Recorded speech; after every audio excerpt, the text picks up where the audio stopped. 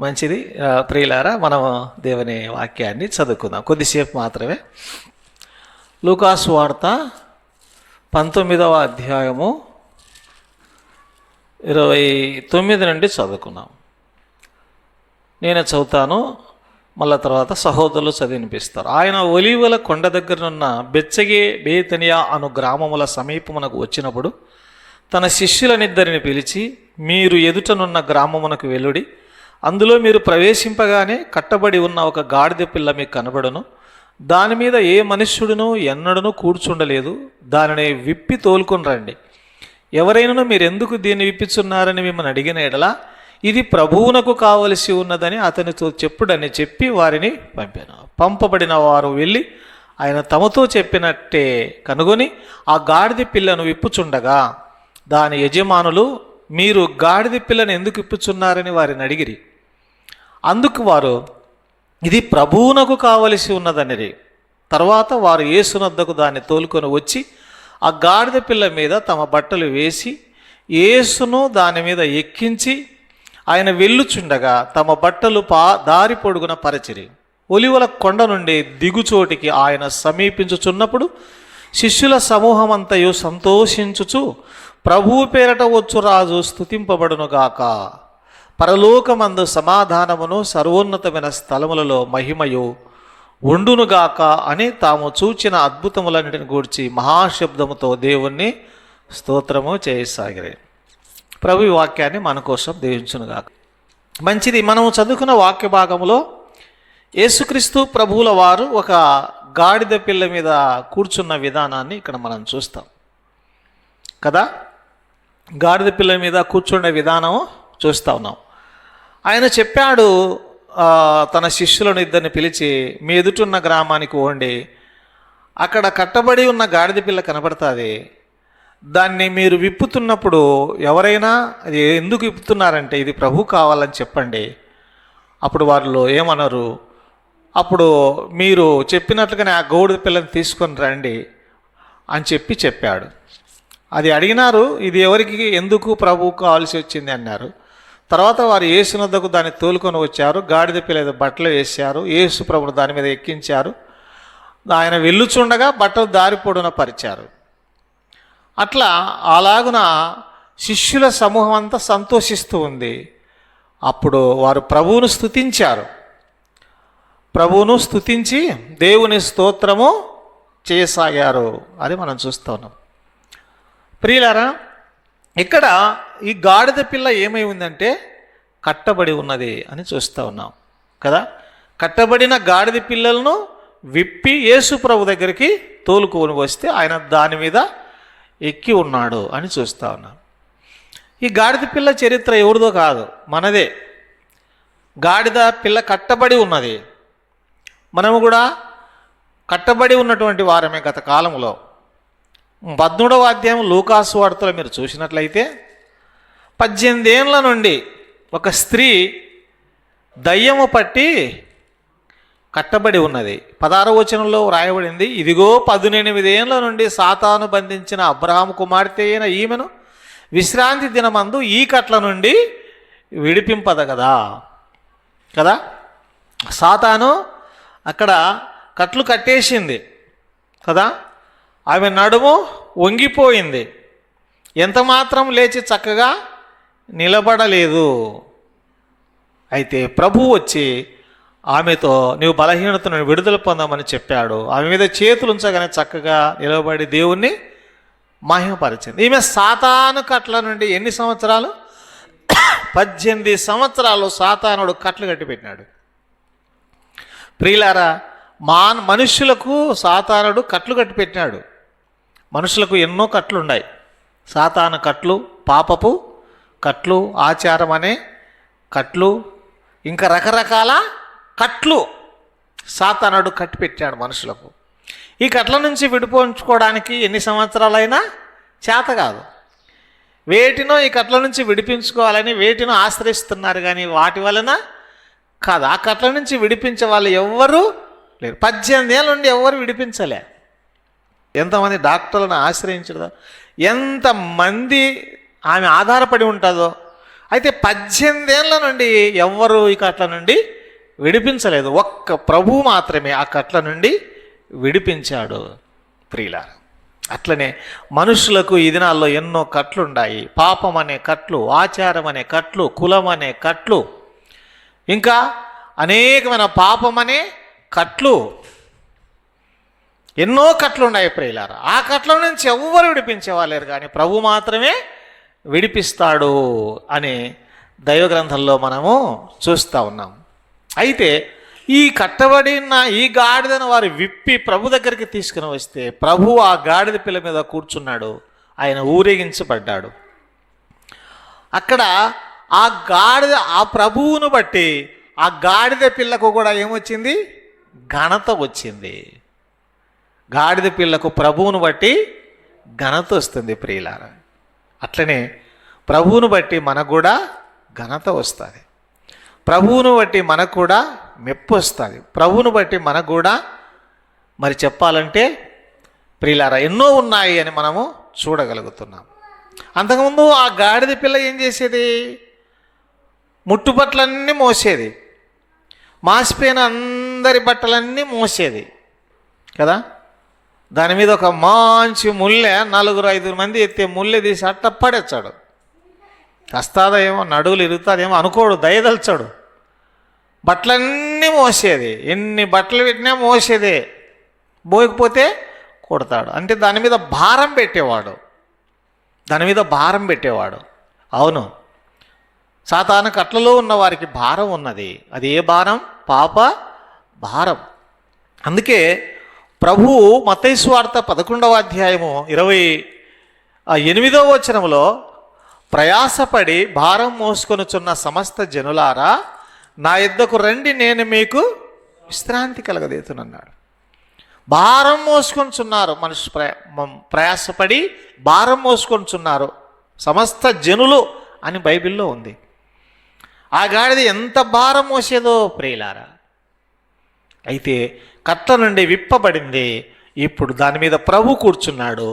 ఆ ప్రభువు కూర్చున్నందును బట్టి ఆ గాడిదకి ఏమొచ్చిందంటే ఘనత వచ్చింది అనేది మనం చూస్తున్నాం. ప్రభువును బట్టి మనకు ఘనత వస్తుంది, ప్రభువును బట్టి మనకు దీవెన వస్తుంది, ప్రభువును బట్టి మనకు ఆశీర్వాదం వస్తుంది, ప్రభువును బట్టి మనకు మేలు కలుగుతుంది అని దేవుని వాక్యంలో చూస్తా ఉన్నాం. ఇప్పుడు ఆ గాడిద పిల్ల ఇంతకు ముందు మాసిపోయిన బట్టలు, ముష్టి బట్టలు, రకరకాల బట్టలు మోసేది. ఇప్పుడు ప్రభువును మోస్తూ ఉంది, ఇప్పుడు ప్రభువును మోస్తూ ఉంది. ప్రభునందు ప్రియులారా, మనల్ని కూడా ప్రభు కట్ల నుంచి విడిపించినాడు. మతం అనే కట్లు, కులం అనే కట్లు, ఆచారాలు అనే కట్లు, పాపం అనే కట్లు, ఇంకా ఎన్నో కట్ల నుంచి ప్రభు మనల్ని విడిపించినాడు. మనం కూడా ఇప్పుడు అంతకుముందు ప్రయాసపడి పాప భారాన్ని మోసేవాళ్ళం, ఇప్పుడు మనము క్రీస్తు ప్రభువును మోసేవారిగా ఉండాలి అని మనం దేవుని వాక్యంలో చూస్తూ ఉన్నాం. ఒక మాట చూడండి, అపొస్తల కార్యాలు 5వ అధ్యాయము 16వ వచనంలో ఒక మాట ఈ విధంగా వ్రాయబడింది. అపొస్తల కార్యాలు 5వ అధ్యాయము 16వ వచనం, 5:16. మరియు యెరూషలేము చుట్టూ నుండి పట్టణముల జనులు రోగులను, అపవిత్రాత్మల చేత పీడింపబడిన వారిని మోసుకొని కూడి వచ్చిరి అని బైబిల్లో రాయబడింది కదా. ప్రజలు ఏం చేస్తున్నారు? దేవుని నమ్ముకున్న ప్రజలు రోగులను, అపవిత్రాత్మల చేత పీడింపబడిన వారిని ఏం చేస్తున్నారు? మోసుకొని తీసుకొస్తున్నారు అపొస్తలుల దగ్గరికి. మోసుకొస్తున్నారు, తోలుకొని రాలే, మోసుకొస్తున్నారు. ఎవరెవరిని?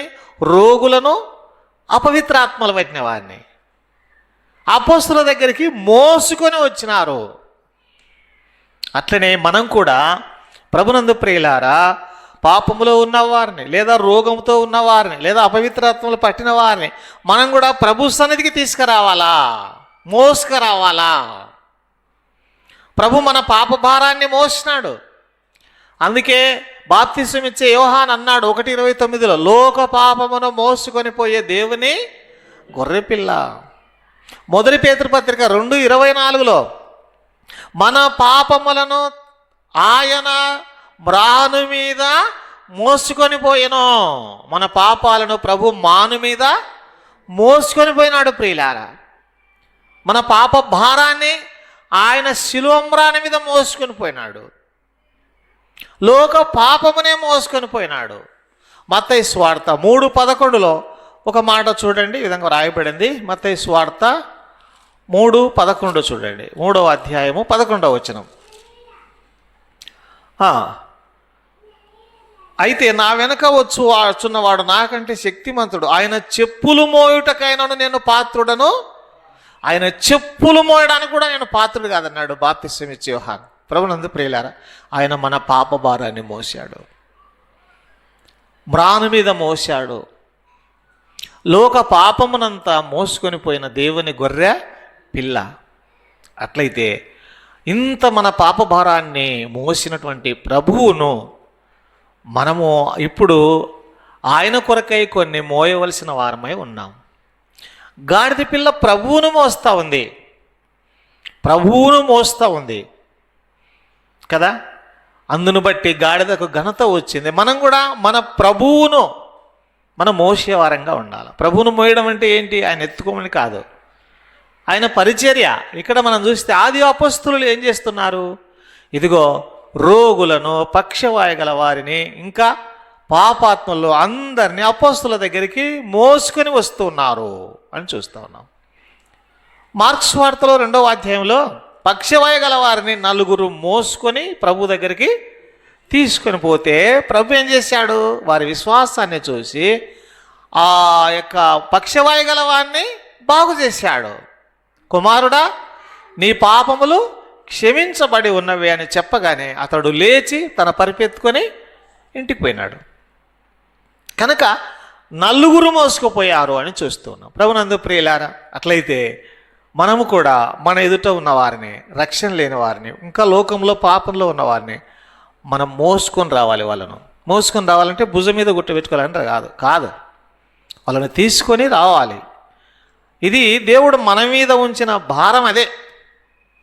ఇంకొక మాట చూడండి, దేవుని వాక్యంలో మనల్ని ఆయన ఎట్లా మోసినాడు అంటే సంఖ్యాకాండము 11:12 ఒక మాట ఉంది. సంఖ్యాకాండము 11:12 ఆయన మనల్ని ఎట్లా మోసినాడో చెప్తా ఉన్నాడు. 11:12 నేనే ఈ సర్వసమాజమున గర్భమున ధరించితిన, నేనే వీరిని కంటిన, పాలిచ్చి పెంచెడు తండ్రి పసిపిల్లలను మోయినట్లు. పాలిచ్చే తండ్రి పసిపిల్లలను మోసినట్లు మోసాడంట. ప్రియులారా, మనలో ఇశ్రాయేలు ప్రజలను కూడా చెప్తున్నాడు. ఇశ్రాయేలు ప్రజలను దేవుడు ఎట్లా మోసినాడంటే పాలిచ్చి పెంచెడి తండ్రి పసిపిల్లలను మోసినట్లు మోసినాడంట ఆనాడు ఇశ్రాయేలు ప్రజలను. ఎట్లా మోసినాడో 40 సంవత్సరాలు అరణ్యములో. చెప్పాలంటే వారు నడిచిందని కాదు, అక్కడ ప్రభు వాళ్ళను పాలిచ్చి పెంచిన తండ్రి పసిపిల్లలను మోసినట్లు మోస్తాడు. మన తండ్రులందరికీ తెలిసినదే.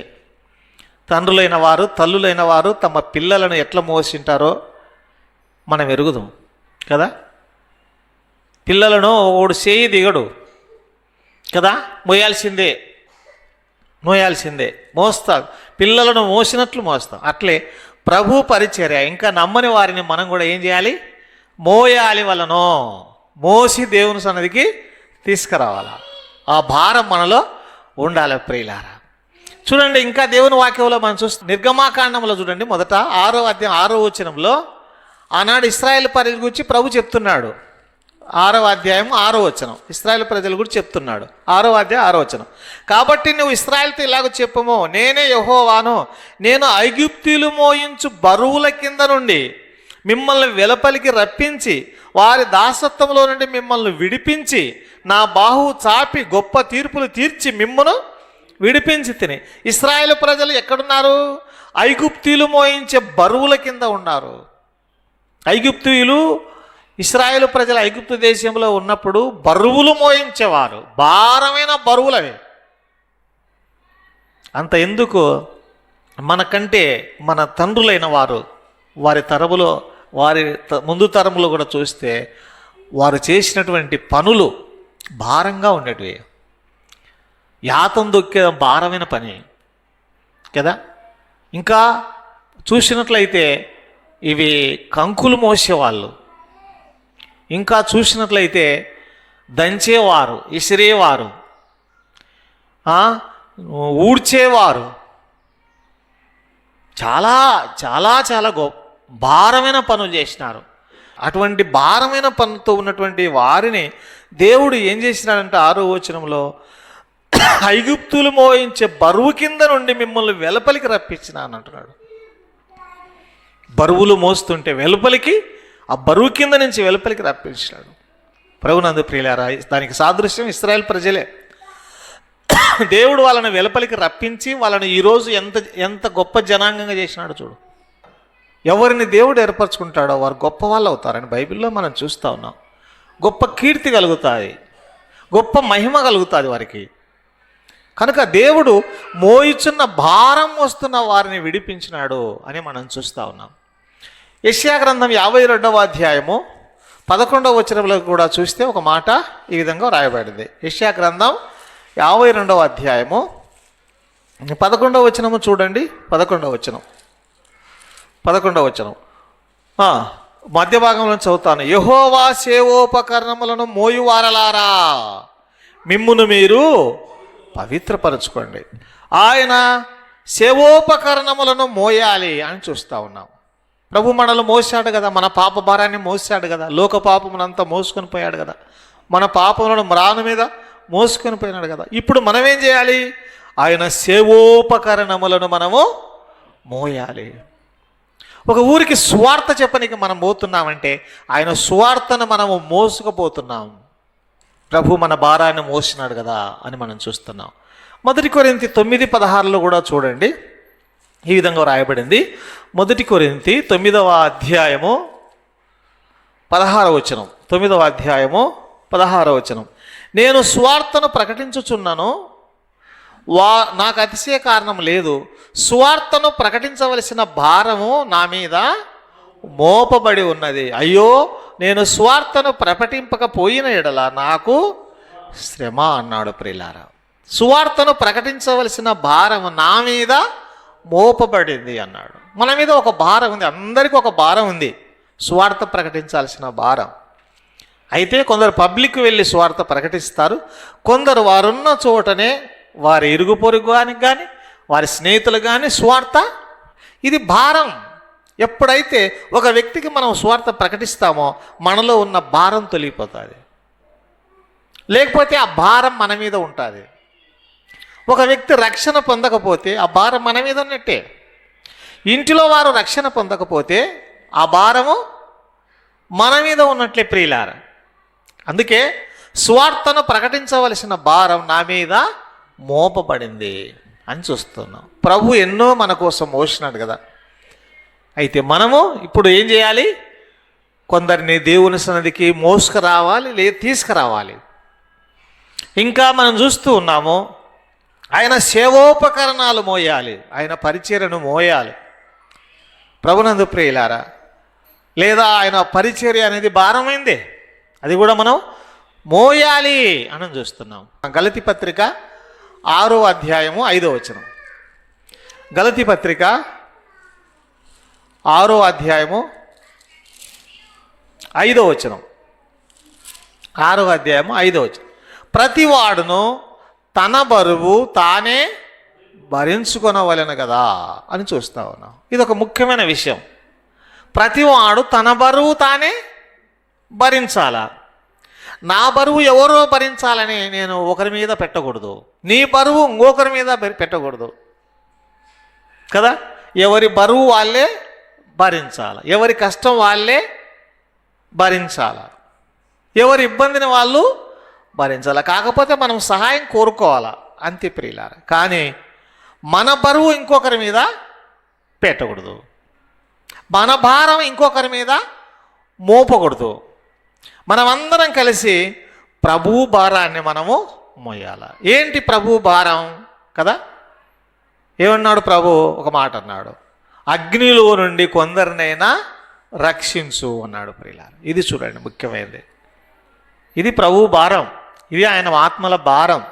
మనకు కూడా ఒక భారం ఉండాలా, ఆత్మల భారం. దేవుని మందిరములో అనే భారం, దేవుని పరిచర్య అనే భారం, దేవుని సువార్త అనే భారం, ఆత్మలు రక్షణ పొందాలనే భారం మనకు ఉండాల. ఆ భారం మనకు ఉండాలి ప్రియుల. అందుకే అంటున్నాడు, సువార్త ప్రకటించవలసిన భారం నా మీద మోపబడింది. అది నేను ప్రకటించకపోతే నాకు శ్రమ అన్నాడు ప్రియుల. తను ప్రకటించకపోతే శ్రమ ఉంటుంది అన్నాడు భక్తునికి. సువార్త ప్రకటించవలసిన భారం మన మీద ఉంది. ఆయన సేవోపకరణాల్లో మోయవలసిన భారం మన మీద ఉన్నది. గాడిద ప్రభువును మోస్తూ ఉంటే ఘనత పొందింది. మనం కూడా ఆయన పరిచర్య చేస్తే మనకు కూడా ఘనత ఉంది. ఘనత ఉంది ప్రియులారా. ప్రభువును మనము మోయాలి కదా. సిలువను మోయమని కాదు కదా, సిలువను మోయమని కాదు, శ్రమలను మోయాలి. సిలువ అంటే శ్రమలకు గుర్తు. ఏమైనా శ్రమలను వచ్చినప్పుడు ఆ శ్రమలలో మనం ఏం చేయాలి? తట్టుకోవాలి. శ్రమలను కూడా మనము మోయాలి, శ్రమలను భరించాలి. క్రీస్తు ఎన్ని భరించాడు? మన కొరకు శిలోమాను భరించాడు, అవమానాన్ని భరించాడు, ఉమ్మిని భరించాడు, దెబ్బలను భరించాడు, కొట్లను భరించాడు, గుద్దులను భరించాడు, ఎగతాళి చేస్తే భరించాడు, అవమానపరిస్తే భరించాడు, దూషించితే భరించాడు, అన్నీ భరించాడు ప్రభు.